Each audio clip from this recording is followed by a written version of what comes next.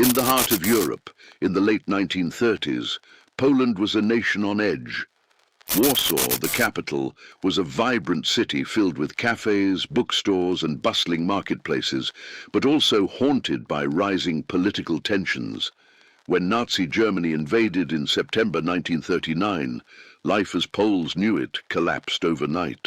For the Jewish population of Warsaw, who had lived in the city for centuries, the future darkened faster than anyone could imagine.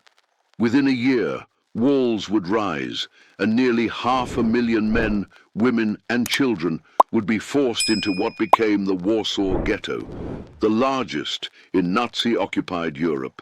Starvation, disease, and terror would define their days. Yet amid this nightmare, one woman made a decision that would alter the course of thousands of lives. Her name was Irena Sendler. Irena was not a soldier, not a commander, and not a politician. She was a social worker and nurse, the daughter of a physician who had instilled in her a simple but powerful lesson: never turn away from those in need. Her father, who died of typhus after treating poor Jewish patients when other doctors refused, became her lifelong model of courage. For Irena, compassion was not an option, it was a duty.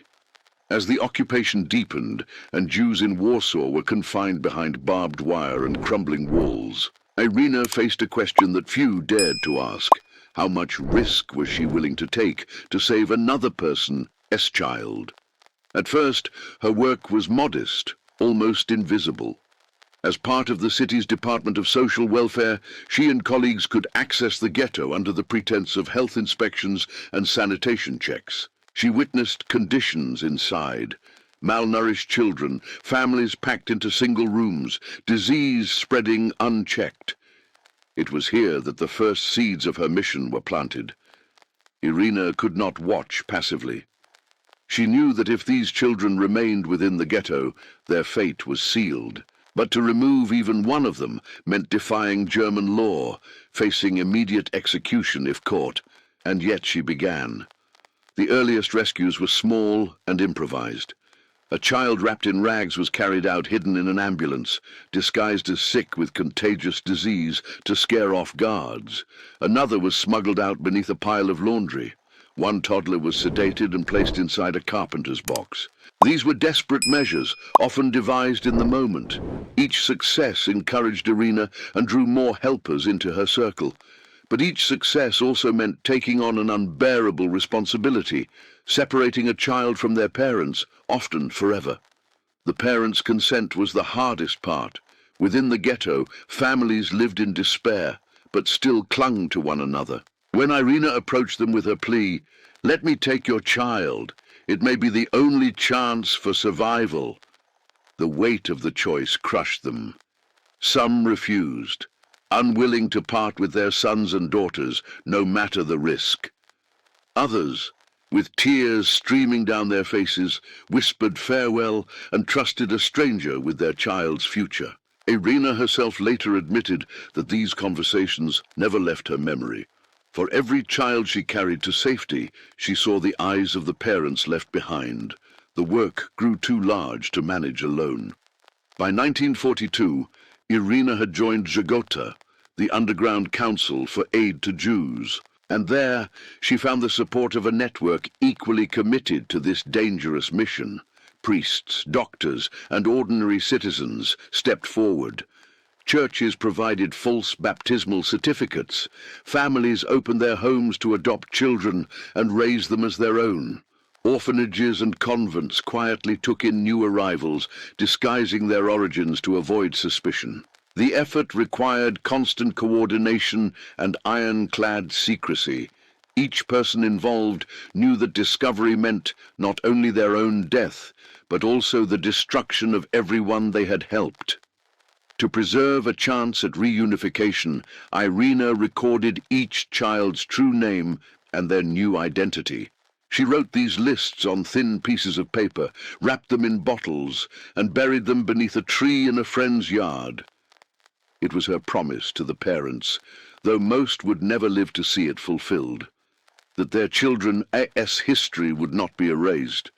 that one day, when peace returned, their identities could be restored. In the middle of chaos and cruelty, this simple act of record-keeping was itself an act of resistance. All the while, Warsaw trembled under constant oppression. The ghetto shrank, the walls pressed tighter, and deportations began.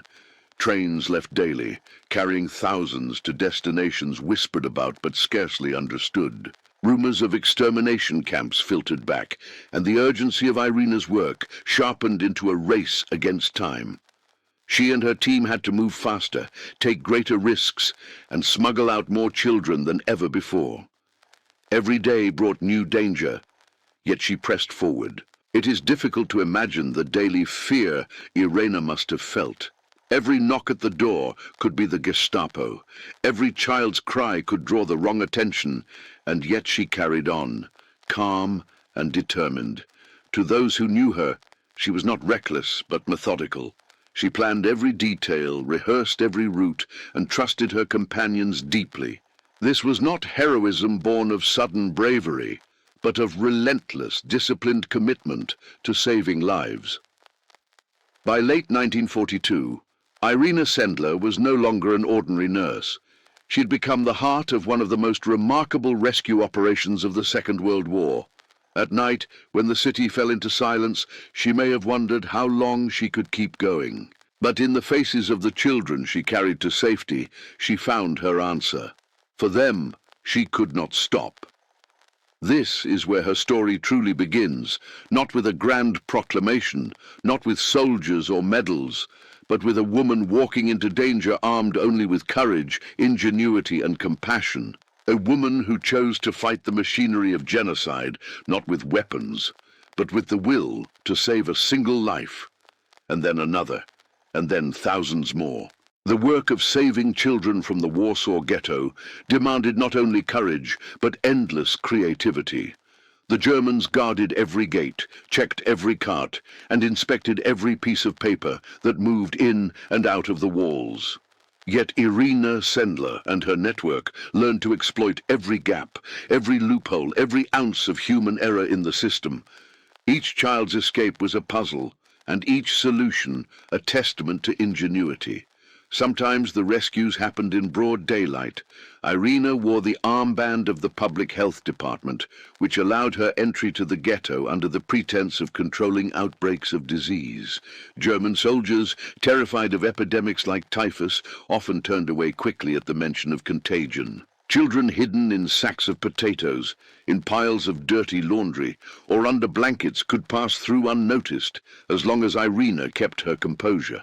Her authority as a nurse became her weapon, and fear itself became her shield. Other times, the methods bordered on the extraordinary. There were babies hidden inside toolboxes, smuggled through checkpoints as if they were nothing more than carpenter's supplies.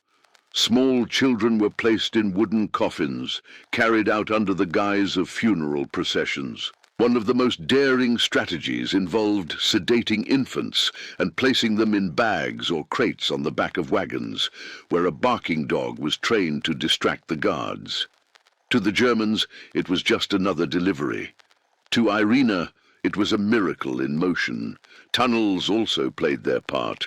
Beneath Warsaw ran a labyrinth of cellars, sewers, and hidden passageways. Guides familiar with these routes risked everything to lead children through the filth and darkness, crawling on hands and knees until they emerged on the other side of the ghetto wall. These journeys were terrifying, but for those who survived them, they marked the beginning of life renewed. False documents were another lifeline. Priests and sympathetic officials produced baptismal certificates for Jewish children, allowing them to pass as Catholics. A little boy from the ghetto might suddenly become Andrzej, the supposed nephew of a family living in the countryside. A young girl could take on a new surname and blend into an orphanage. Every piece of paper carried immense power. Without it, a child could be discovered, questioned, and returned to certain death. With it, they had a chance to grow up unseen. Yet all of this was possible only because of the courage of ordinary people. Families opened their homes to strangers, sometimes for years. Nuns in convents disguised children as novices, teaching them prayers so they would not be caught in a slip of language. Orphanages swelled beyond capacity, but no one complained. The risks were terrifyingly real. A single careless word from a child, a single suspicious glance from a neighbor could end in a raid. But still, hundreds of people agreed to help. They were shopkeepers, teachers, priests, and mothers, anonymous citizens who chose humanity over fear. Irena understood the weight of what she asked of them. Each rescue bound her more tightly to these families, each one a shared secret that could never be spoken aloud. To make sure the truth was not lost, she continued her ritual of writing down every child's name, their parent's name, and their new identity. She hid these fragile slips of paper in jars and buried them beneath an apple tree in a friend S. garden. They were not just records, they were lifelines to the past. Without them, the children might never know who they truly were. The dangers grew with time. German authorities became suspicious of the unusual number of orphans turning up in Catholic institutions. The Gestapo tightened its watch on social workers. Rumors circulated that there was a network smuggling children out of the ghetto. Irena knew her time was running short, yet she pressed forward, driven by the urgency of the deportations. The ghetto was being emptied, its inhabitants sent to Treblinka. Each day meant more lives lost. For her, hesitation was not an option. By 1943, Irena had helped smuggle hundreds, then thousands of children to safety. Each one was a tiny victory against a vast machinery of destruction. But she could not know how long she could evade discovery. The walls were closing in, and the Gestapo was watching. Still, she persisted. And in her persistence, she proved something profound, that resistance is not always fought with guns or bombs. Sometimes it is fought with forged documents, whispered instructions, and the courage to carry a sleeping child past a checkpoint. Sometimes resistance looks like hope. By late 1943, the circle of danger around Irena tightened. Whispers about a woman smuggling children out of the Warsaw Ghetto reached the ears of the Gestapo. For months, she had lived with the gnawing knowledge that her cover could collapse at any moment. Every knock at the door, every shadow on the street could be the end. That moment arrived on a cold October morning. The Gestapo arrested her at her apartment, dragging her into custody. For the first time, she was powerless, separated from her network, unable to shield the children she had vowed to protect. She was taken to the infamous WWII prison, a place from which few returned. Inside, she faced relentless interrogation. The Nazis demanded names, addresses, the location of the children she had rescued. They wanted her network exposed, the lifelines severed. Irena, however, gave them nothing. She clung to silence, absorbing the pressure, even as threats mounted. Every hour was a test of will, a brutal contest between fear and conviction. Her mind returned again and again to the jars buried under the apple tree. Those scraps of paper, so small and fragile, held the true identities of hundreds of children. If the Gestapo found them, the work of years would unravel in an instant.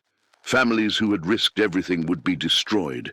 Irena knew that her silence was more than her own survival. It was the survival of thousands. The Nazis condemned her to death. A firing squad was arranged, her name added to the list of the condemned. For most, such a sentence was final.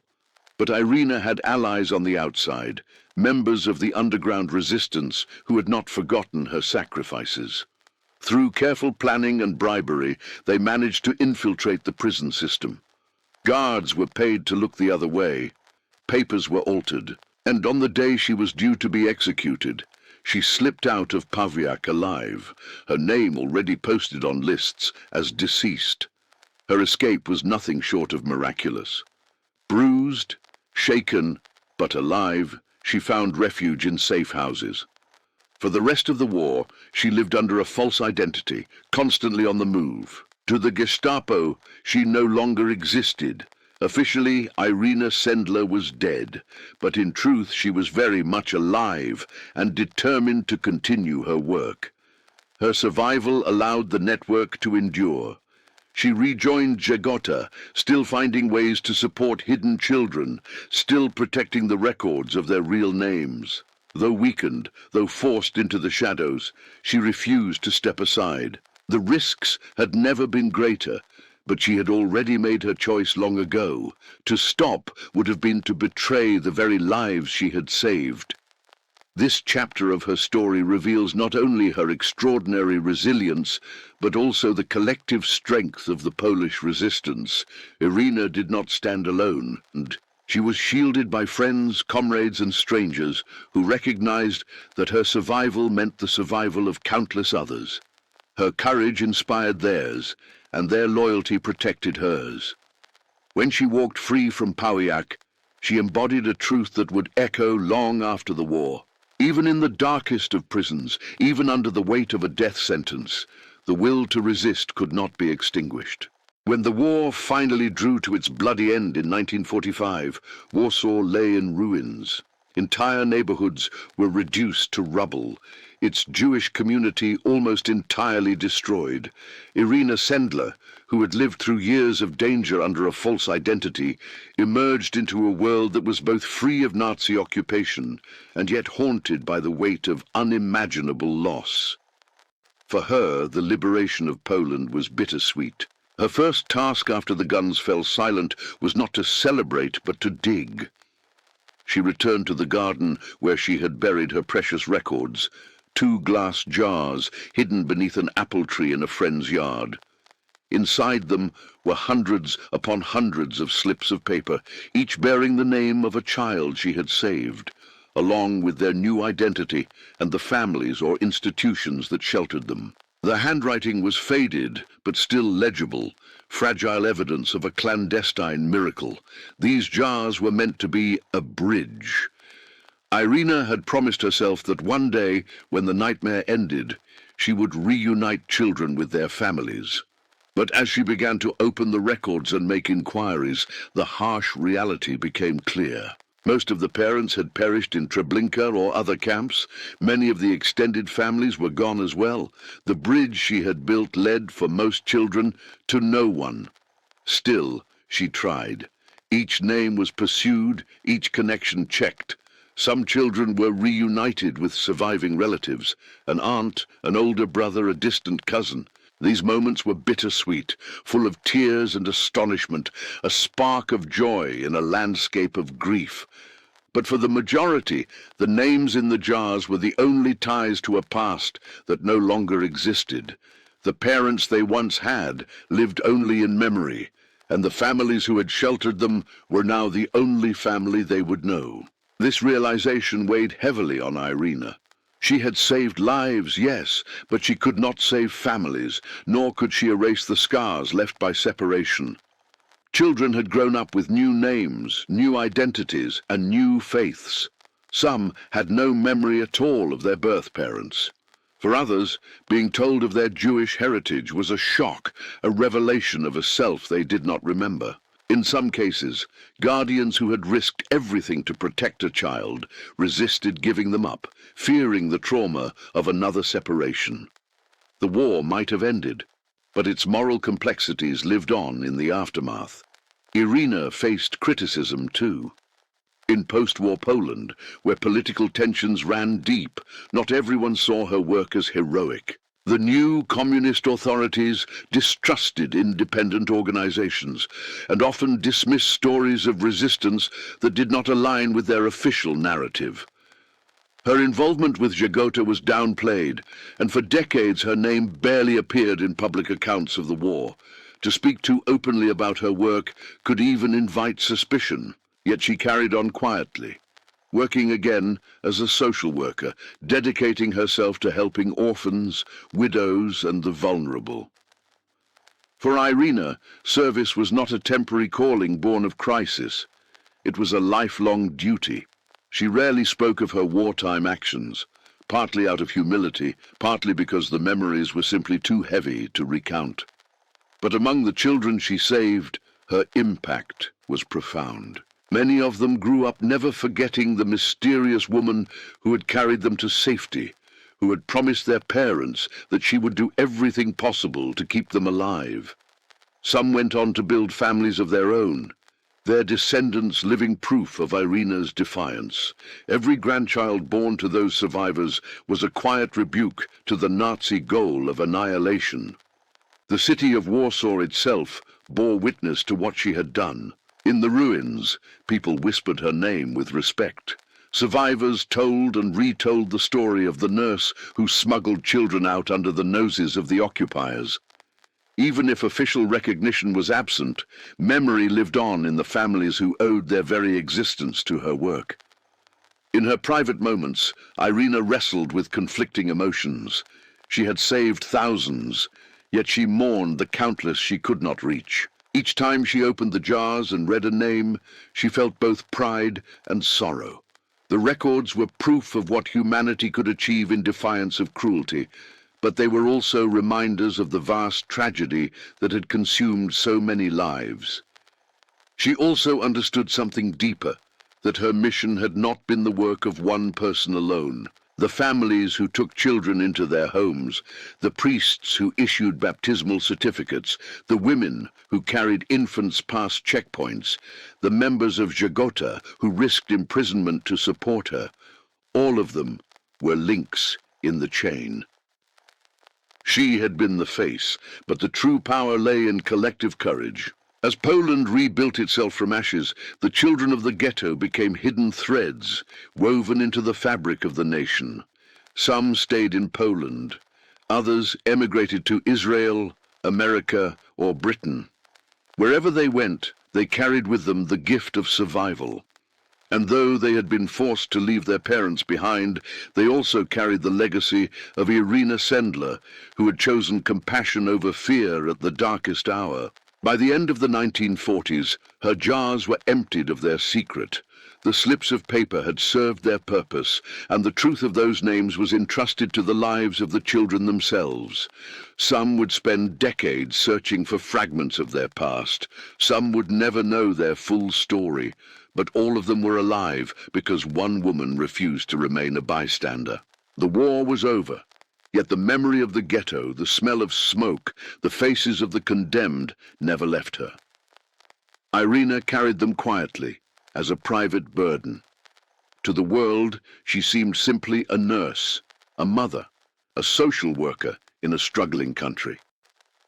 Few guessed that beneath her modest exterior lived one of the greatest rescuers of the Holocaust. Her story in those first post-war years reminds us that heroism is not only about dramatic rescues in the moment of danger. It is also about carrying the weight of memory, honoring promises that could not be fulfilled, and living with humility when the world does not yet recognize what you have done. For Irena Sendler, the jars under the apple tree had been both a record and a prayer. In the aftermath of war, they became a testament, a reminder that even when surrounded by destruction, there had been light, and that light had come from the courage of ordinary people who chose to protect the innocent. For decades after the war, Irena Sendler lived quietly in Poland, her extraordinary story largely unknown outside the circles of those she had directly helped.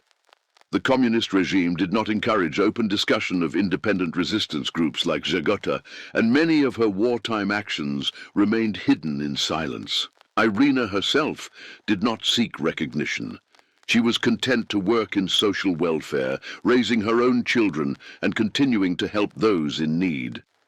To her, the war was something she had endured, not something she wished to wear as a badge. But time has a way of uncovering buried truths. By the 1980s and 1990s, survivors of the Holocaust began to tell their stories more widely, and among them were children who had lived because of Irena's courage. Slowly, her name re-emerged. Journalists and historians began to piece together the scope of what she had accomplished.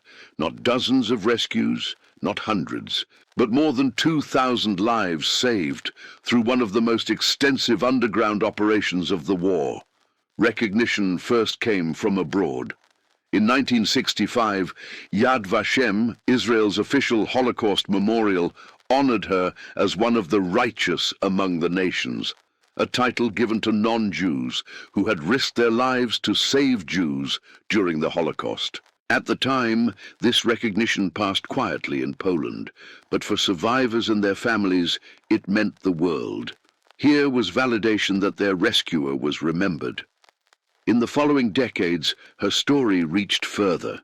In the United States, a group of high school students in Kansas stumbled upon her life while researching a history project in the late 1990s. Struck by the enormity of her deeds, they created a play called Life in a Jar, which dramatized her mission and helped spread her story across America and beyond.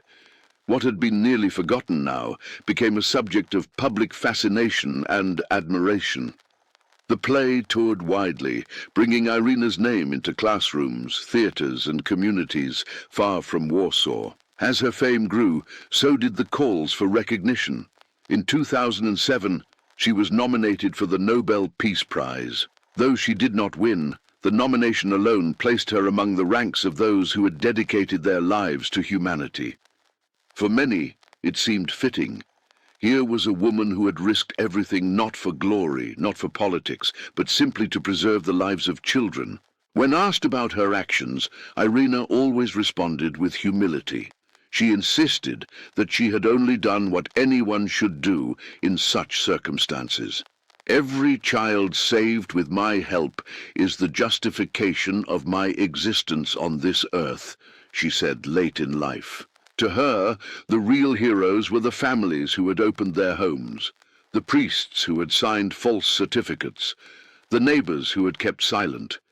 She never sought to stand alone at the center of the story, but rather as one link in a great chain of courage. Her health declined in her later years, but even as an elderly woman, she remained a voice of moral clarity. She met with survivors who called her mother and thanked her for giving them life. She met with the children and grandchildren of those survivors who told her that their existence was part of her legacy, and she always deflected the praise back onto the collective. To her, it was not about one savior, but about a movement of compassion that had outshone fear. Irena Sendler passed away in 2008 at the age of 98. By then, she had finally received recognition not only in Poland, where streets and schools now bear her name, but also across the world. Documentaries, books, and memorials were created in her honor. Her jars, once hidden beneath the soil of Warsaw, had become symbols of hope preserved in the face of annihilation. The legacy she left behind is both intimate and vast. Intimate because it lives in the lives of the children she saved, and their descendants, thousands of families who would not exist had it not been for her bravery. Vast because it extends beyond those individuals, teaching the world that even in the most oppressive darkness, ordinary people can act with extraordinary courage. Her story reminds us of the moral choices available to civilians in wartime. Many chose silence, some chose collaboration, but a few chose defiance. Irena's life demonstrates that resistance does not always require weapons. It requires conscience, compassion, and the determination to do what is right, even when it seems impossible. Today, her name is taught in schools, inscribed in museums, remembered in plays and films. But perhaps her greatest memorial lies in the fact that thousands of lives, once condemned to perish, blossomed instead into futures of love, family, and hope. Each time one of those children held a grandchild in their arms, they unknowingly extended Irena's legacy. In remembering her, we also remember the broader lesson she embodied, that humanity is measured not by the power we wield, but by the lives we choose to protect. Irena Sendler was not a soldier, nor a politician, nor a commander of armies. She was a nurse, a social worker, a woman who refused to accept the logic of hate, and by her refusal she changed the fate of thousands. Her life continues to inspire because it asks each of us the same question she once answered with her deeds. What would you risk to save a child?